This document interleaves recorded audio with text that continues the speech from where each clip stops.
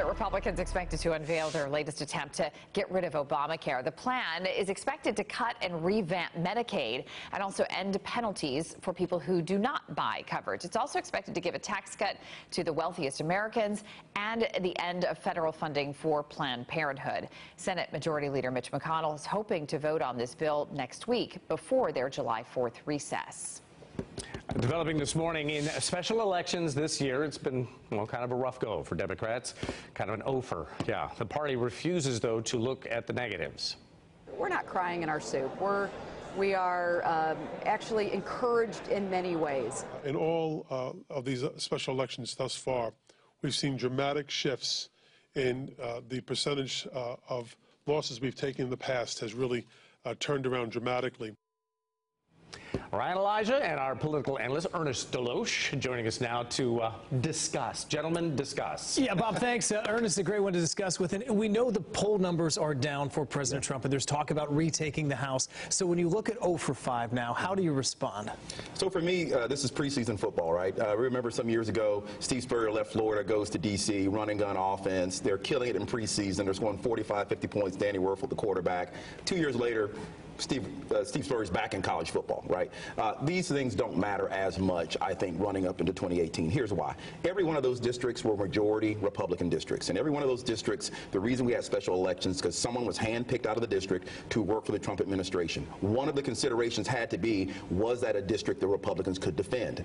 So even in Atlanta, where there was a close call, even in South Carolina, where there was an even closer call, what we've seen is a shift in the amount of numbers by which Republicans are winning. Back in 2012, I believe, Mitt Romney won the district in Atlanta by 20 points. McCain in 2008 won that district by 23 points. The reason we care about Atlanta is because in the 6th District of Georgia, Trump won it by 1.5%. Right, much closer. So you're talking about $50 million spent on that race by Democrats, and they lose by 4 points. $500,000 spent in South Carolina by Democrats, they lose by 2 points. So look, Republicans did what they were supposed to do. They were supposed to win those races, but they should not be taking much of a victory lap because they won it by very little. But what's interesting is leadership, though. I mean, you've got Michael Moore, you've got Cher, certainly not speakers for the Democratic Party, now targeting Nancy Pelosi. And listen to this clip, and then let's get your reaction to this. They have to seriously reassess their leadership team. They have had essentially the same leadership team since they took over the House of Representatives in 2006.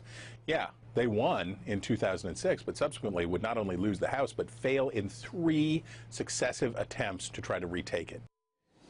One complaint would be right now that the Democrats are the opposition party. Would you say that? And how do you respond to the leadership claims? Is it too early for that? Well, I think it's too early for that, but I think the reason you hear that type of frustration and concern is because of the fact that even though, again, in these 5 special elections, the Democrats lost, and even though they lost by not a lot, it was an attempt to try to flip those seats. I would say it's a little early to start looking at leadership because of this. In 2018, when stuff really matters, when the regular season starts, per se, there are 23 seats that Democrats will compete in where Donald Trump lost. These are Republican seats that Hillary Clinton carried, 23 seats. There are 12 seats, however, Democrats have to defend that were Democratic seats where Trump actually won. And so that's why it's really going to matter. Democrats need 24 seats. That's all. They need 24 seats.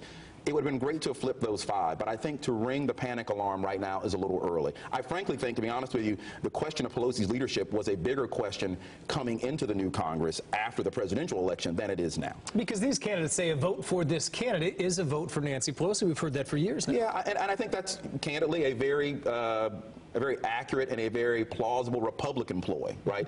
While Democrats are trying to obviously make clear that a vote for a Republican in any of these special district races is a vote for Trump, I think at the exact same time Republicans are saying, look, you want to see a Democrat go to Congress, then what you're doing is you're voting for Pelosi. You're voting for that leadership. We saw it here locally, you know. We saw that when it came to even our local candidate, Representative Demings, people were saying, well, she's a Pelosi plant, right? That was the ploy. And you're going to see that continuously. But Democrats should not fall victim to that. Ernest Deloche, always great stuff. Thank you for joining us, and we will continue to see as we move forward. An attorney in politics can be a month or so. Time can change. Bob, maybe back to you. All right.